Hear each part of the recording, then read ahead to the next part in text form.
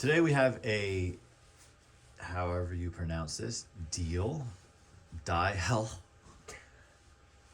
vintage fan. We think it's 16 inches, and this was acquired at the what is called the Motorworks Antique Shop in Stroudsburg, Pennsylvania, over the Christmas break.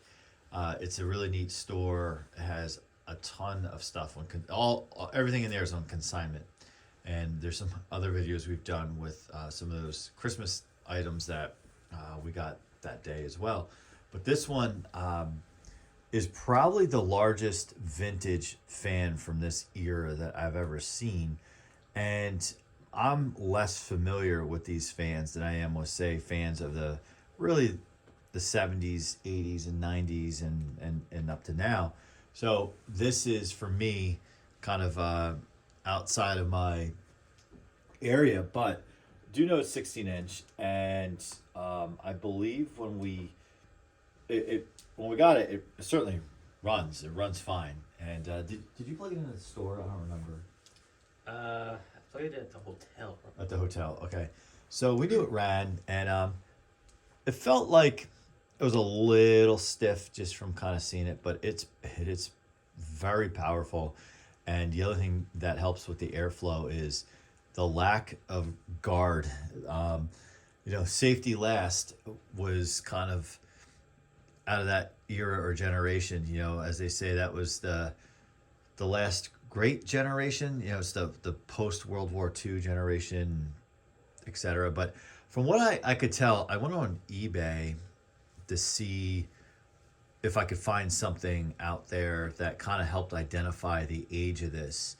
And this was actually, I think, from what I saw, somewhere like 1920s to 1930s. So this thing is anywhere, I think, from 90 something years to 100 years old, which really intrigued me that something that old still exists. I mean, this thing probably sat around. It was probably used. Whoever bought it, 100 years ago, 90 years ago, used it in their family. Maybe they used it in their kitchen, their living room, whatever. Used it probably for a number of years, and it got passed down. And it's just amazing if this thing could talk or share like basically what it has lived through. I mean, think about American history alone. When this thing was created, think about who was president. I mean, this thing was around before people had televisions in their home, likely, let alone 10 of them. No internet. It's just a different world. Most people only had one car. So anyway, when I see a piece like this, it really makes me think about the time and era that it was manufactured and used, which is very interesting to me. It's a piece of American history, or it's just a piece of history. Forget it if it's American history. So this thing it's pretty heavy, right? Yeah. Yeah. Did we weigh it yet? No, we didn't weigh it. It's pretty heavy, which you can imagine, because there's probably like virtually zero plastic on here. Like not even. Yeah, even the adjustment things here, they're metal. Where when you started to get to like the 70s and stuff, you started to see plastic. Even the 60s, some plastic was starting to show up in places. But really cool. Clearly, if you were a family and you had this fan, I'm sure it was expensive.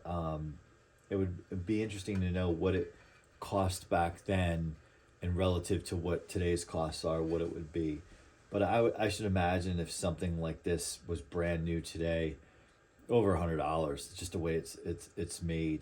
But it probably would never get to the consumer because of things like the guard, and who knows the way, there's no thermal fuse, there's no fuse in the plug, nothing. We were able to determine it looked like the plug was original, right? The cord. Yeah. Which is even more remarkable. So this thing was really cared for. Now, there's some surface kind of dirt, maybe even surface rust that we can at some point work on. But there are oil ports, right? Yeah. There are oil ports on the front and back. And that was one of them when we got back in town after the break. He put some Zoom Spout in the front and back, and it definitely. Did you notice the difference? Yeah, there's definitely a difference. Yeah, so that's it good. struggled in low and medium. And it before. doesn't do Now that. it doesn't struggle. Yeah, so there was a little bit. So there's dry bearings, and I bet you, short of being somebody from that era, and just a regular home consumer, you would not. Like, you just don't even know. Like even oil ports on Lakewoods, most people don't even know what those are, and I think probably 99% of people who bought those fans never put oil in them because they never read the slip that was in the box or whatever. So it's cool that this was maintained. Somebody probably did put oil in it back in its time, and then generations later, people just didn't know what those are. It has a handle in the back. It's metal. I mean, this is heavier than a. That's so heavy. We should weigh it at some point. But I mean, this is heavier than a box fan. This is way heavier than I think even that big 1980s Eastern Electric. I mean, this is a one heck of a paperweight. And even like this little guy, I mean, he has a little bit of weight to him, but this does not. So this brand, which I wasn't really familiar with, again, I would take notice of these fans if I saw them in an antique store, flea market, garage sale, Goodwill, but I really didn't study them. And now, they would always catch my eye because they would say, "Oh, they're pretty neat," but I never really add them to a collection.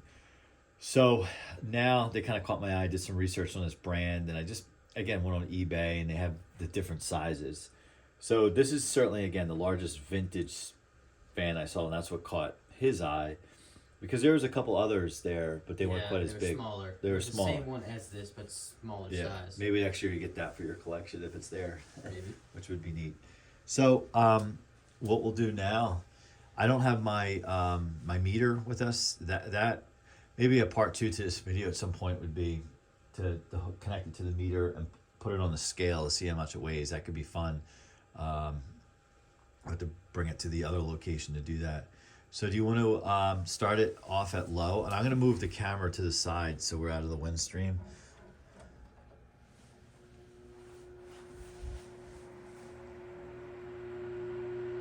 It has a startup sound. It's so cool how it has that startup sound. I mean, the air coming off this is insane. It's on low. It's mainly because there's really like no guard. Yeah. That aside from the metal blades and powerful motor, there's no guard. All right, it's a 3-speed, right? Yeah. So medium. Come on.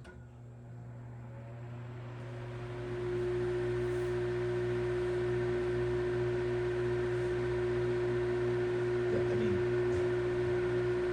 it's great. It's moving that poster on the wall. That moves some serious air. I mean, that seriously. I mean, that moves more than a Lasco box. It moves more than a lot of box fans. See if it close over the tripod. High. Yeah, put it on high.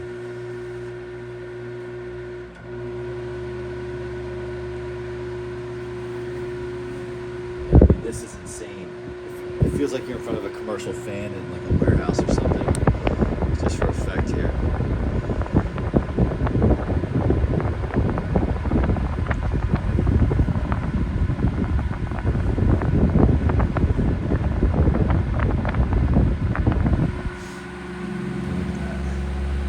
So cool. You can see down here the switch. Which is just like a lever inside.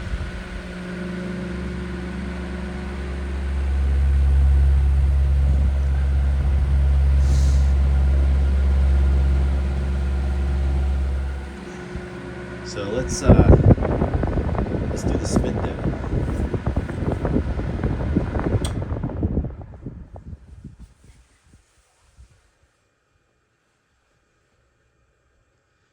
Yeah, so still a little stiff with that spin down, but I think you know, what it might be worth doing after you run it like a few times like this is to put a few more drops of oil in.